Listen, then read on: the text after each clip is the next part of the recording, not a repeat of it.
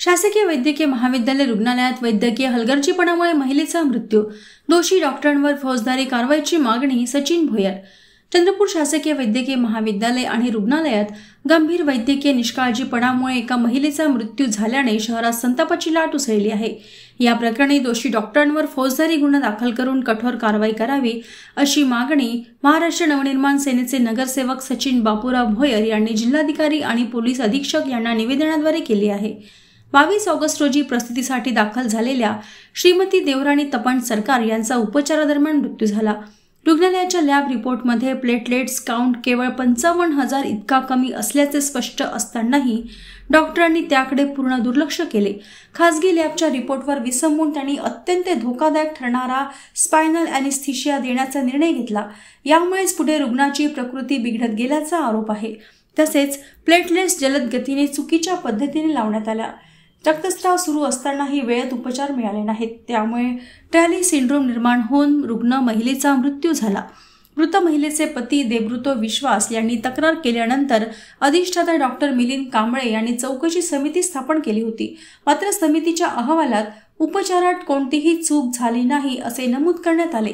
यावर नगरसेवक भोयर यांनी तीव्र आक्षेप घेत अधिष्ठात्यांवरच दोषींना वाचवण्याचा आरोप केला आहे.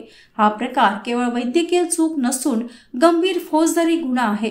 दोषी डॉक्टर व कर्मचाऱ्यांवर भारतीय न्याय संहितेच्या कलम 106 अंतर्गत कारवाई व्हायलाच हवी अशी ठाम मागणी भोयर यांनी केली.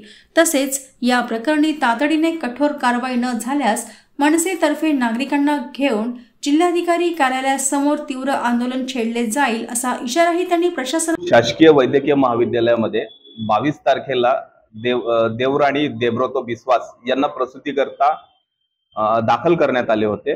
प्रसूतीकरिता दाखल केलं त्यावेळेस त्या महिलेच्या शरीरात फक्त 55,000 प्लेटलेट्स होते आणि डॉक्टरांनी सांगितलं की आम्ही सगळं काही व्यवस्थित आहे, आम्ही तिची डिलिव्हरी एकदम नॉर्मल किंवा चांगलं व्यवस्थित करू. परंतु त्याच्यानंतर महिला ही हायली रिस्क असताना सुद्धा तिला कुठल्या पद्धतीचं आयसीयूचं ट्रीटमेंट न देता तिला जनरल वॉर्डमध्ये ठेवण्यात आले. 9:30 वाजता बाळाने पोटात शी केली म्हणून महिलेच्या पतीला सांगण्यात आले व त्यांचं सीझर ऑपरेशन करण्यात आले. सीझर ऑपरेशन करत असताना पूर्वी पेशंटचा वैद्यकीय अहवाल त्यांनी तपास ग्राह्य धरला नाही. त्यांना त्याचा विचारात न घेता सीझर ऑपरेशन केलं. 4 बॉटल प्लेटलेट्स आणायला सांगितले. पतीने 4 बॉटल प्लेटलेट्स आणल्या. त्या प्लेटलेट्स चढवत असताना सुरुवातीचे 15 मिनिट जो एक सर्वसाधारणतः 1 ते 2 मिली प्रति मिनिट वेग असायला हवा, त्यांनी 1 ते 1.5 तासामध्ये 4 प्लेटलेट्स बॉटल चढवल्या. त्याच्यामुळे रुग्णामध्ये मोठ्या प्रमाणात त्याचे साईड इफेक्ट झाले. त्यांना लंग्स इन्फेक्शन झालं.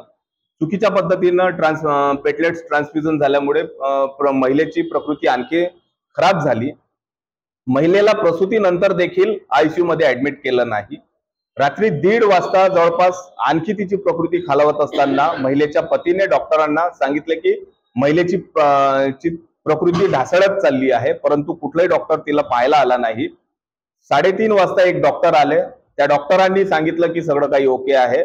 त्याच्यानंतर 6:30 वाजता तो पेशंट महिलेच्या पतीच्या म्हणण्याप्रमाणे एकदम अंत्यवस्थ झाला. त्याच्यानंतर त्याला आयसीयू ला ऍडमिट केले.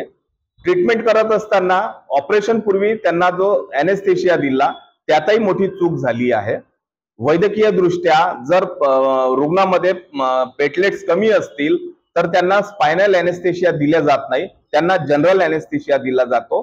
परंतु त्या रुग्णाला स्पायनल ॲनेस्थेशिया दिला, हेही एक कारण महिलेची प्रकृती खराब होण्याचं कारण आहे.